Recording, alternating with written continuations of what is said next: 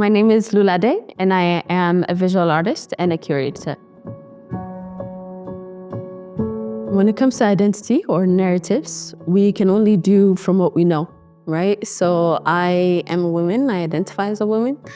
So my experience is through the lens of a woman. So everything else that I do, everything else that I create comes from that experience. And as much as possible, I try to bring in an authentic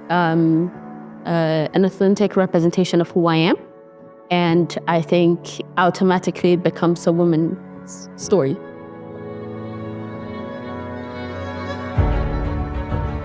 I think it's a lot of, just as an artist, let me start there. As an artist, there are specific understanding of what that career path is like, and especially within the African cultural context. It is shifting over time, and it's a lot better now than it was before. However, the opportunities, the resources, and even just the network that you also have is very limited. So you find yourself having to do a lot of the work just by yourself and trying to learn as you go, which I also think it's not really a bad thing. In terms of exploring, I guess that also gives you a certain level of freedom to be able to explore that. But in the meantime, just simply because it's not something that is valued by society, you have to create the value yourself. And you have to show that it's valuable for other people to see it and to understand it and value it. Maybe not as much, but enough, at least to give you space to create and to continue to do what you do. And so it's a constant presentation. And while you're trying to provide that for others, you cannot be losing sight of what you're trying to create as well.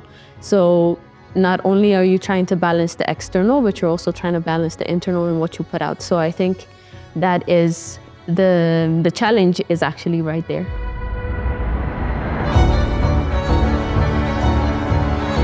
I think I can speak on the biggest experience or the biggest leap I took was to curate my exhibition, my first solo exhibition. And I did it in Rwanda, and it was last summer, July 2024.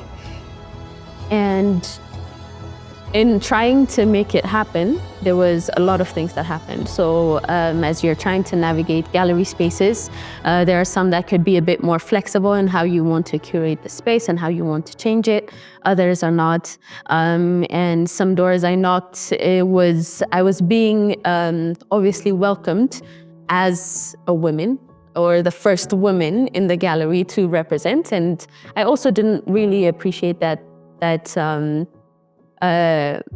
kind of welcome, I should say, because sometimes, like, as a woman, it should not just be as a woman, but as an artist, right? As an artist, there are certain doors that should be open simply because it's there. So the marketing scheme should not be, oh, the first woman.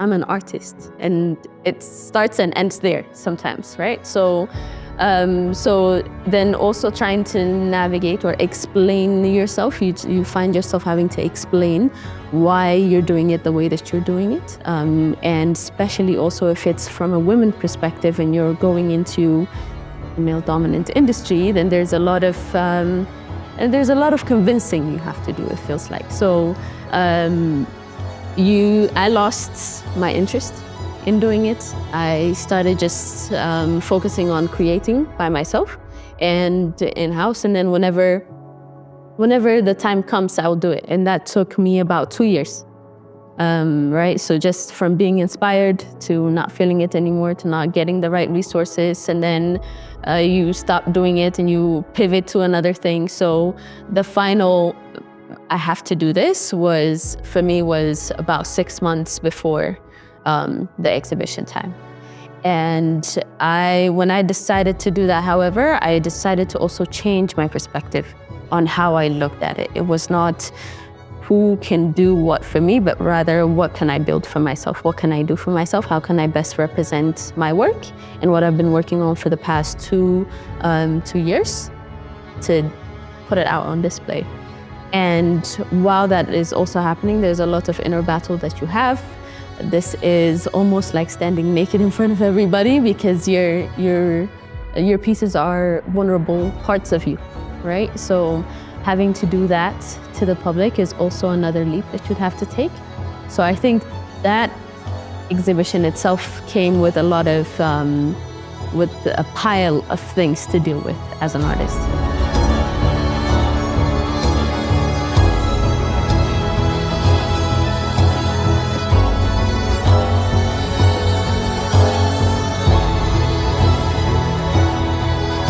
The top project, like one project. Let me talk about one art piece. I guess also the one that I'm wearing, right, deeply rooted. And this was a piece that I created during lockdown in 2020.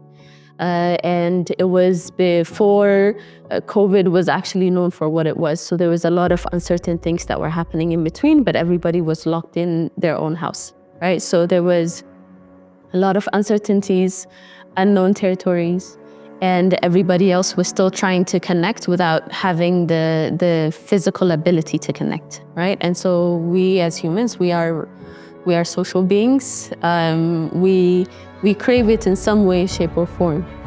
Whether you're an introvert or extrovert, it doesn't really matter. We crave human connection, right? And during that time, I think it was very difficult for a lot of us. And for me, it was also the time to create, because now I had time, right? Now I had time for myself, and it was time to create. And during that time, there was a lot going on in the world.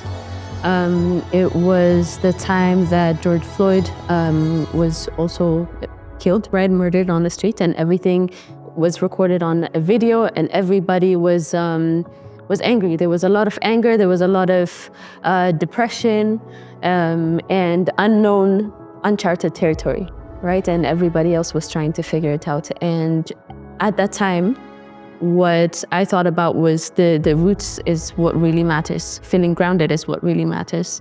And when we feel grounded, we give power to ourselves and power to the people, right? To everybody else around us. And for me, that was the light that I was seeing. And that was something that I kept telling myself, even though there was a lot of deaths, a lot of injustice, everything else was happening all at once, or it felt it was happening all at once. And we were also on, right? We were on the phone, on the news, watching everything from the screen. So just trying to feel rooted was the main goal. So I started sketching it out. I've had like several images during that time that I was able to do, but this one is a lot more rooted and very close to me, and I felt like it was very close to everybody else, because by the time I put it out, everybody interacted with it in the way that I did not expect. Art is a therapy for me. It's a therapy for me, but as soon as I let it out, it's for everybody, right? For everybody to have an interpretation of it. So it served its purpose. So that one I'm proud of.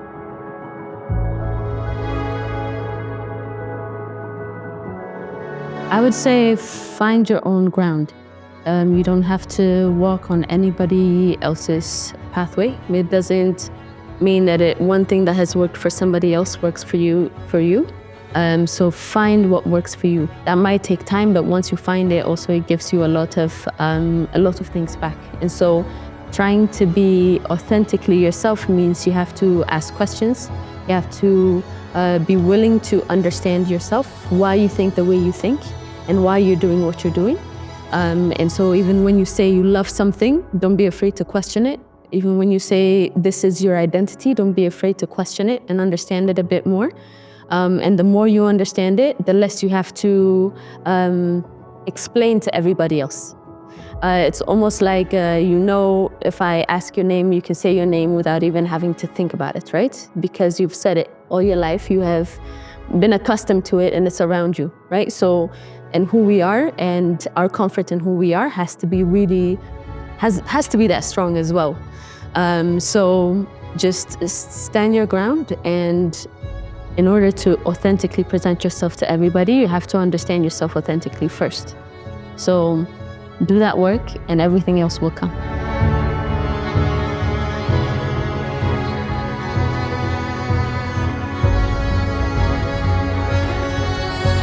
art is life. Art is therapy for me.